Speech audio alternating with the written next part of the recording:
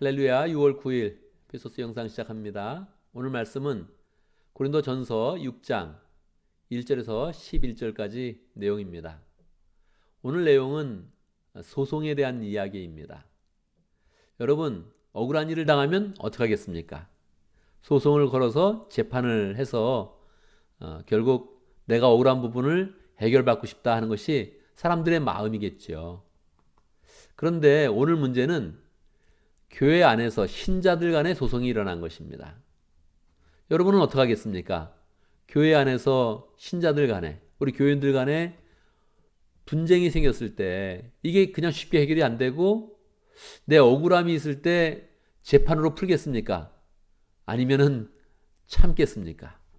오늘 고린도 교회는 신자들 간의 소송이 있었던 것입니다. 이 고린도전서는 전체적으로 여러 가지 문제를 바울에게 갖고 온 것입니다. 그래서 분쟁의 문제, 5장에서 음행의 문제, 6장에서 소송의 문제, 7장에서 결혼의 문제, 이렇게 해서 그 당시에 그 고린도 교회가 가지고 있었던 그런 모든 문제를 가지고 와서 바울에게 이야기해 준 거죠. 근로의 목장에서 사도 바울에게 이제 그걸 전해 준 겁니다. 사도 바울이 여기 속에서 막 불이 끓이면서 뭐 음행 같은 문제는 가서 내가 직접 심판한다 이렇게 하면서 내가 이미 영으로 가서 심판했다 이렇게 선언을 하지 않습니까? 불이 나서 거기에 이제 하나님 말씀을 이제 전하는 것입니다. 고린도 전서를 포함해서 이 서신서들은 대부분 교회의 상황과 목회 현장의 문제를 다루고 있죠. 그런데 항상 그런 것은 아닙니다. 대부분 교회의 그런 상황과 현장의 문제, 목회 현장의 문제를 다루고 있는데 에베소서, 로마서 이런 것은 교회의 문제가 아니라 복음의 문제를 직접 다루고 있습니다. 그 주제 전체가 교회의 상황으로 들어가지 않고 복음의 정수, 복음의 진수는 무엇이냐, 이 복음을 직접적으로 다루면서 이제 서신서를 기록을 하고 있죠. 뭐 둘 다 유익합니다. 복음 자체를 다루면 우리는 복음을 이해하는 것이고, 교회 문제 다루면 우리는 우리 교회의 상황과 맞추어서 그것을 보게 되는 것이죠. 어떤 것을 다루든지 이것은 성경이기 때문에 하나님의 영감이 충만해서, 성령의 영감이 충만해서 우리를 진리로 계속 인도하고 있는 것입니다. 오늘도 구체적인 문제, 소송의 문제를 이야기하고 있지만 이 소송의 문제로 시작을 해서 우리를 진리 가운데로 인도하고 있는 것입니다. 성경의 그 위치, 성경의 권위를 성경은 항상 자체적으로 증명합니다. 야, 이게 보통 책하고 다르구나, 사람의 말하고 다르구나 하는 것을 성경 자체가 증거하죠. 이걸 보통 성경의 내증이다 그렇게 이야기합니다. 내적 증거다 그렇게 이야기하죠. 성경은 성경이 그냥 증명하고 있는 것입니다. 자, 오늘 문제를 한번 볼까요? 소송의 문제 걸리면 여러분은 어떻게 하겠습니까? 여러분이 소송의 당사자면 그거 잘 재판해서 이겨야겠죠. 좋은 변호사를 살려고 노력할 것이고, 어떻게 재판을 유리한 국면으로 끌고 갈 것인가, 증거를 확보하기 위해서 굉장히 노력을 할 것입니다. 그런데 바울은 그렇습니다. 그렇게 물어봅니다. 이것을 성도들 앞에서 해결하지 않고 불의한 자들 앞에 가서 재판을 받는다고 하니 그럴 수 있습니까? 그렇게 물어보는 거예요. 이 신자가 불신자에 가서 심판받는 게 맞습니까? 물어보는 거예요. 왜 그런 질문을 합니까? 2절입니다. 성도들이 세상을 심판하는 것을 여러분이 알지 못합니까? 교회가 세상을 심판하는 것이지 교인들이 세상 앞에 가서 우리를 판단해 주세요 그렇게 말할 수 없다는 거예요. 계속 나오죠? 세상이 여러분에게 심판을 받겠거늘 여러분이 아주 작은 사건 하나를 심판할 자격이 없습니까? 우리가 세상을 심판하는 것이, 우리가 정치인을 심판하는 것이지, 우리가 불신자를 예수 그리스도의 공의로움으로 심판하는 것이지, 어떻게 불신자 앞에 가서 우리 문제를 공의롭게 해결해 주세요 이렇게 말할 수 있냐는 거예요. 신자의 위치가 아니라는 거죠.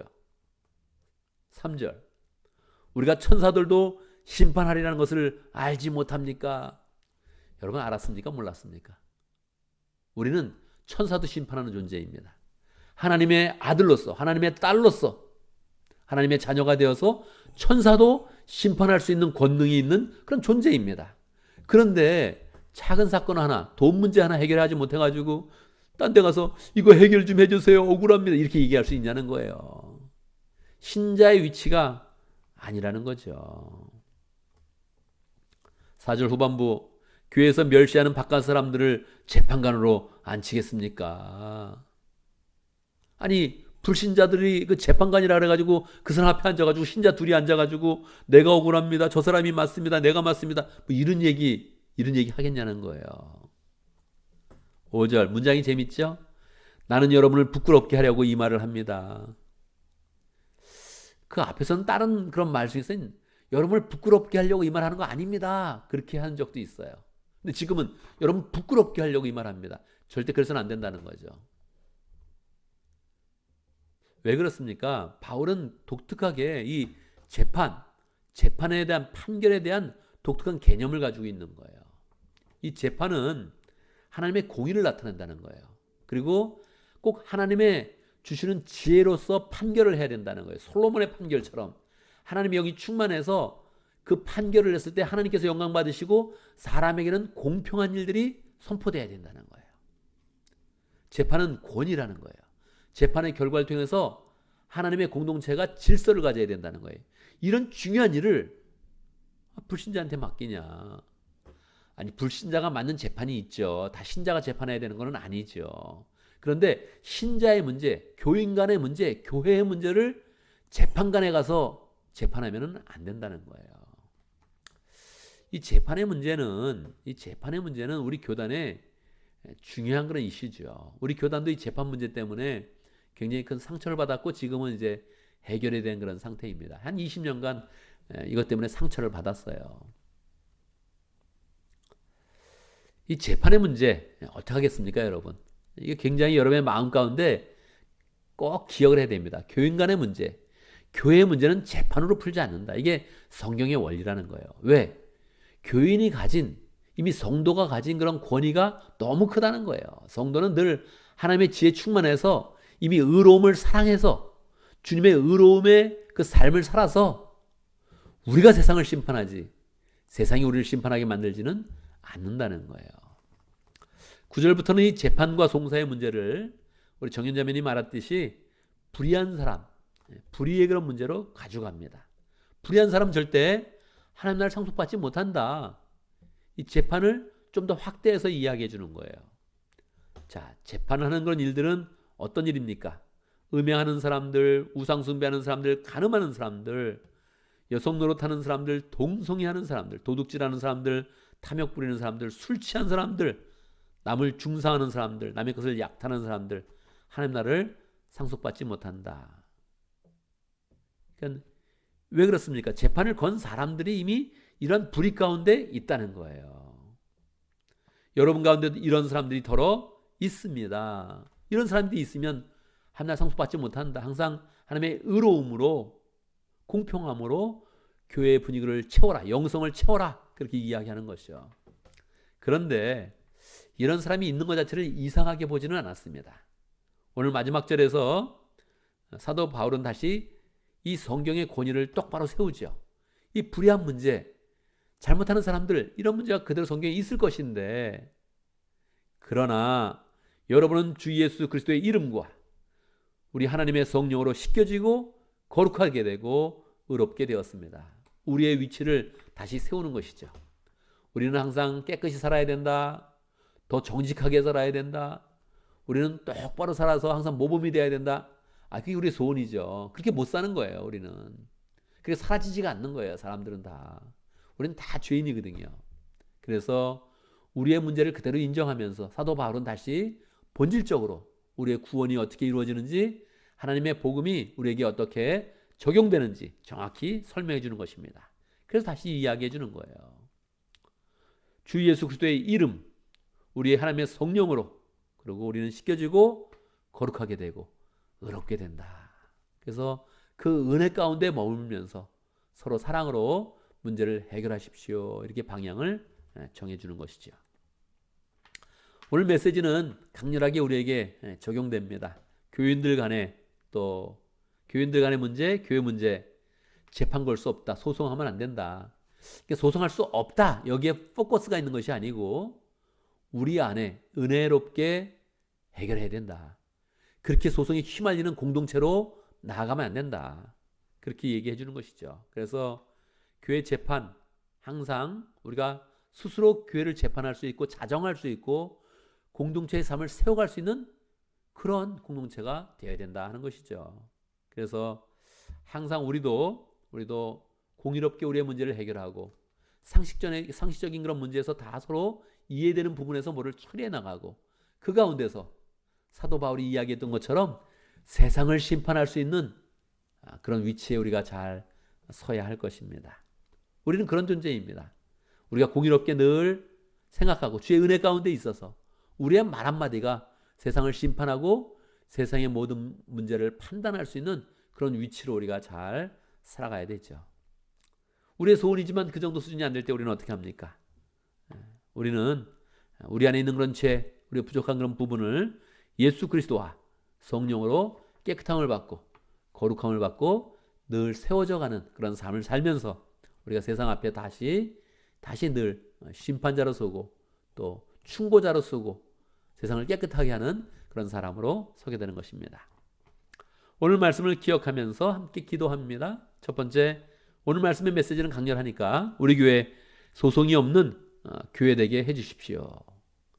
고소가 없는 그런 삶을 우리가 살게 해주십시오. 우리 스스로 영적으로 잘 살아가는 그런 가운데, 평강하게 살아가는 그런 가운데 우리 스스로 고소하고 고발당하고 이런 절대 없게 하시고 도리어 우리가 굳건하게 서서 다른 사람을 잘 세워가고 도와주고 의롭게 만들고 사람 마음을 편안하게 만들어주는 교회 되게 해주십시오. 함께 기도하고요. 미국 전체 분위기를 위해서 기도합니다. 오늘은 미국 정치인들을 위해서 기도하고 또 11월 달에 대선이 있는데 하나님께서 늘 선거를 통해서 올바른 사람을 세워주시도록. 여러분은 어떤 사람이 올바른 사람이라고 생각합니까? 정말 하나님께서 우리의 상황과 우리의 수준과 우리 국민들의 분위기에 맞춰서 좀 더 적합한 사람을 잘 세워줄 수 있도록. 정치는 최선을 택하는 것이 아닙니다. 정치는 항상 차선을 택하는 것입니다. 정치에서 최선은 없습니다. 항상 그 중에 최선은 할 수 없고 차선책으로 선택하면서 우리는 어느 정도의 만족을 그냥 갖게 되는 것이죠. 하나님께서 은혜 가운데 함께 해주시도록. 우리 교회를 위해서 기도하는데 늘 교회 부흥을 위해서 기도하고 우리가 또 부흥의 주체가 될 수 있도록 주님의 은혜를 받고 우리가 만나는 사람들, 우리가 대화하는 그런 사람들 우리 때문에 기뻐지고 또 평강을 누리고 또 좋은 그런 긍정의 에너지가 전파되고 소망을 나누는 그런 삶을 살아갈 수 있도록. 특별히 여러분 또 아시는 분은 아시고 모르는 분도 있겠지만 우리 토요일 날 결혼식이 있습니다. 하나님께서 은혜 가운데 인도해 주시도록 한 가정을 또 잘 세워주시고 우리 교회에서는 더욱더 축복스러운 교회를 또 잘 세워가고 가정을 세워가는 그런 분위기가 또 잘 이루어질 수 있도록 하나님께서 정말 은혜를 주시도록 그냥 기도를 하게 됩니다. 하나님께서 이 결혼식에 은혜를 주시도록 기도하겠습니다. 제가 먼저 기도하고 함께 더 기도하는 시간 갖도록 하겠습니다. 하나님, 우리가 죄인인 것을 고백합니다. 그러할지라도 주 예수 그리스도와 성령의 능력 가운데서 우리를 깨끗하게 하시고 거룩하게 하시고 의롭게 만들어주시니 감사합니다. 정말 주의 은혜로 살아가면서 하나님 의로운 삶을 살 수 있도록 인도하여 주옵소서. 우리는 절대 그 삶을 살지 못합니다. 주의 은혜에 힘입어서 주님을 모시는 그런 가운데 성령의 인도하심을 받는 그런 가운데 공평한 삶을 살게 하시고 평강한 삶을 살게 하시고 다른 사람에게 은혜를 끼치는 복된 삶을 살 수 있도록 인도하여 주옵소서. 그런 사람들이 우리 공동체에 참으로 많아져서 세상으로 나갈 때마다 존경받게 하시고 우리의 판단이 하나님의 은혜의 판단될 수 있도록 역사하시고 사랑으로 맺는 그런 판단될 수 있도록 역사하여 주시고 세상을 향해 나갈 때마다 더 공평하고 상식이 통하고 하나님의 의로움이 세워지는 그런 사회가 되어지고 나라 될 수 있도록 축복하여 주시옵소서. 우리 공동체를 늘 영성으로 새롭게 하여 주셔서 하나님의 은혜 가운데 늘 평강하게 하시고 또 주의 은혜 가운데 부흥하는 공동체 될 수 있도록 인도하여 주옵소서. 상황이 어떠할지라도 우리가 만나는 사람, 관계 맺는 사람들 다 주의 평강을 전하게 하시고 사랑을 전하게 하시고 그 가운데서 영혼 구원하여 제삼는 일들이 잘 일어날 수 있도록 인도하여 주옵소서. 이번 주에도 사람들을 만나면서 하나님 주의 사랑을 잘 나누게 하시고 또 함께 누리게 하시고 은혜가 더 풍성해질 수 있도록 역사하여 주시옵소서. 우리의 삶도 지켜주시고 가정도 지켜주시고 안전하게 하시고 사고 없게 하시고 병마에 휘둘리지 않도록 인도하시고 주님께서 늘 보호하여 주시고 하나님 모든 사고에서부터 눈덩이처럼 지켜주시고 우리가 맡은 일을 잘 감당하면서 하나님의 사람으로 어디 가든지 존경받고 모든 일을 잘 처리할 수 있도록 축복하여 주옵소서. 예수님의 이름으로 기도드리옵나이다. 아멘.